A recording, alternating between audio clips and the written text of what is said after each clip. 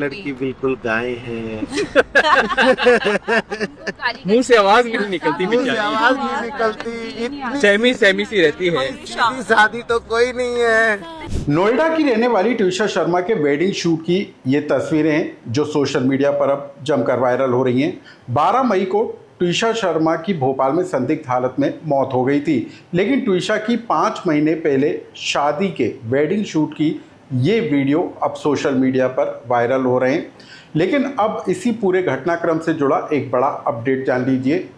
ट्विशा शर्मा की dead body का दोबारा पोस्टमार्टम कराए जाने का आदेश मध्य प्रदेश हाई कोर्ट ने दे दिया है, लेकिन ये पोस्टमार्टम होगा कैसे, क्योंकि परिजन इस बात की मांग कर रहे थे कि ट्विशा शर्मा का दोबारा पोस्टमार्टम एम्स दिल्ली के टीम के द्वारा किया जाना चाहिए। लेकिन अब ये कैसे मुमकिन होगा, क्योंकि ट्विशा शर्मा की बॉडी को भोपाल से क्या दिल्ली ले जाया जाएगा या दिल्ली से टीम आकर भोपाल करेगी, इसकी पूरी कहानी हम आपको बताएंगे। साथ ही हम आपको बताएंगे कि राज्यसभा के चुनाव को लेकर 12 राज्यों के 26 राज्यसभा सीटों को लेकर चुनाव आयोग ने चुनाव कार्यक्रम जारी कर दिया है, जिसमें मध्य प्रदेश की 3 राज्यसभा सीट शामिल हैं और इन 3 सीटों में कौन रेस में आगे और कौन पीछे और आखिर चुनाव का कार्यक्रम क्या है, इसकी जानकारी भी हम आपको देंगे। नमस्कार, मैं हूं अनुराग श्रीवास्तव और आप देख रहे हैं एमपी डायरी।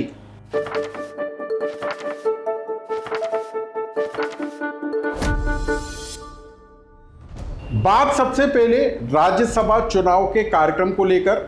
केंद्रीय चुनाव आयोग ने 12 राज्य के 26 राज्यसभा सीटों को लेकर चुनाव कार्यक्रमों का ऐलान कर दिया है।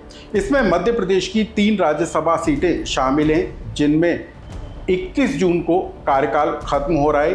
कांग्रेस के कब्जे वाली दिग्विजय सिंह वाली और बीजेपी के 2 कब्जे वाली सुमेर सिंह सोलंकी और जॉर्ज कुरियन का जो सांसद का कार्यकाल है वो 21 जून को खत्म होने वाला है और इसी को लेकर अब चुनाव आयोग ने राज्यसभा चुनाव की तारीखों का ऐलान कर दिया है। अब आप पहले समझ लीजिए कि चुनाव आयोग के जारी कार्यक्रम के मुताबिक किस तरीके से चुनाव की प्रक्रिया को पूरा किया जाएगा। 1 जून से नामांकन प्रक्रिया शुरू होगी। 8 जून नामांकन दाखिल करने की अंतिम तारीख रखी गई है। नाम वापसी 11 जून तक होगी। 18 जून को मतदान होगा और इसी के बाद नतीजों का ऐलान हो जाएगा।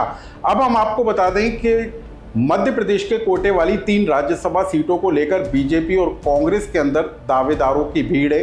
कांग्रेस के अंदर दिग्विजय सिंह पहले ही साफ कर चुके हैं कि वो राज्यसभा में अब रिपीट नहीं होंगे, तो ऐसे में कांग्रेस का कौन सा उम्मीदवार होगा जो राज्यसभा कोटे से राज्यसभा जाएगा, इस पर सभी की नजरें। कई दावेदार हैं कांग्रेस की तरफ से, जीतू पटवारी, कमलेश्वर पटेल, मीनाक्षी नटराजन और कमलनाथ का नाम भी रेस में शामिल है। बीजेपी के 2 सीटों पर राज्यसभा का चुनाव होगा। इसमें जॉर्ज कुरियन और सुमेर सोलंकी का कार्यकाल खत्म होने वाला है और खबर इस बात को लेकर है कि केंद्रीय मंत्री जॉर्ज कुरियन को मध्य प्रदेश के कोटे से बीजेपी रिपीट कर सकती है।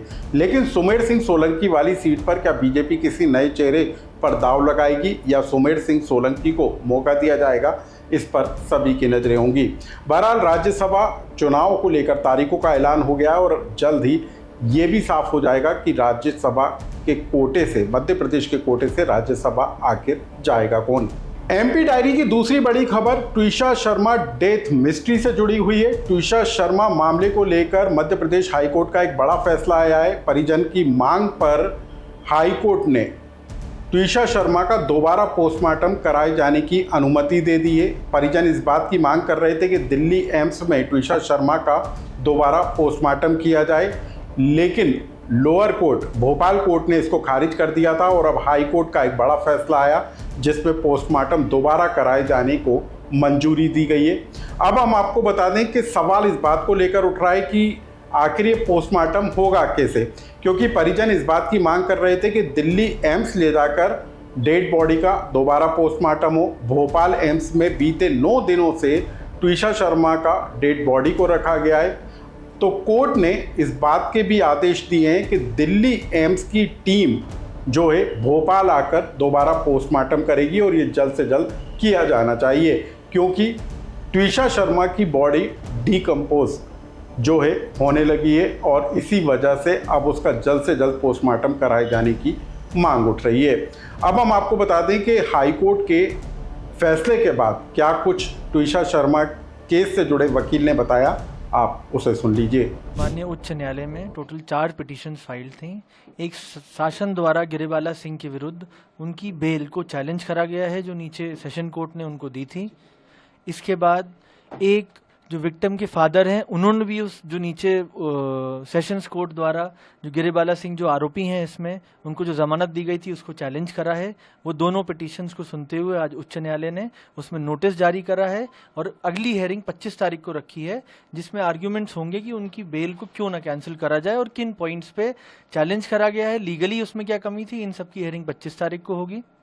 इसके अलावा एक तीसरी पिटीशन फाइल हुई थी सेकंड पोस्टमार्टम कराए जाने के लिए। उस सेकंड पोस्टमार्टम की पिटीशन को भी उच्च न्यायालय ने सुना, सबके तर्क सुने। शासन के और पिताजी उनके जो विक्टिम के फादर हैं उनके द्वारा जो फाइल करी गई थी पिटीशन, उसको सुनते हुए सभी तर्कों को उन्होंने सेकंड पोस्टमार्टम अलाउ कर दिया है। हालांकि यहाँ से दिल्ली जाने की जो बात थी वो उतना कन्वीनियंट नहीं था, इसीलिए सबकी सहमति से दिल्ली से एम्स डायरेक्टर को डायरेक्शन पास हुए कि एट अर्लीस्ट वो एक बॉडी कॉन्स्टिट्यूट करें। वहाँ के जो एक्सपर्ट डॉक्टर्स हैं वो दिल्ली से भोपाल आएंगे और ट्विशा शर्मा की जो बॉडी एम्स में रखी है उसका सेकंड पोस्टमार्टम कंडक्ट करेंगे। तो कुल मिलाकर ट्विशा शर्मा केस के मामले को लेकर अब एम्स के पोस्टमार्टम रिपोर्ट पर सबकी नजरें होंगी कि किस तरीके से पोस्टमार्टम होता है और उस पोस्टमार्टम में क्या निकल कर आता है। पहले ही पोस्टमार्टम में साफ हो चुका है कि कुछ चोटें, मल्टीपल चोटें जो है ट्विशा शर्मा की बॉडी पर मिली थी, लेकिन परिवार इस बात का आरोप लगा रहा है कि ट्विशा शर्मा ने सुसाइड नहीं किया, उसकी हत्या हुई है। और पोस्टमार्टम रिपोर्ट पर अब ये निर्भर करेगा, ये पता लगेगा कि आखिर ट्विशा शर्मा ने सुसाइड किया था या उसकी हत्या हुई थी। एमपी डायरी से जुड़ी इन खबरों को लेकर आपका कोई सुझाव या कमेंट्स हो तो हमें कमेंट्स बॉक्स में लिखकर जरूर बताएं।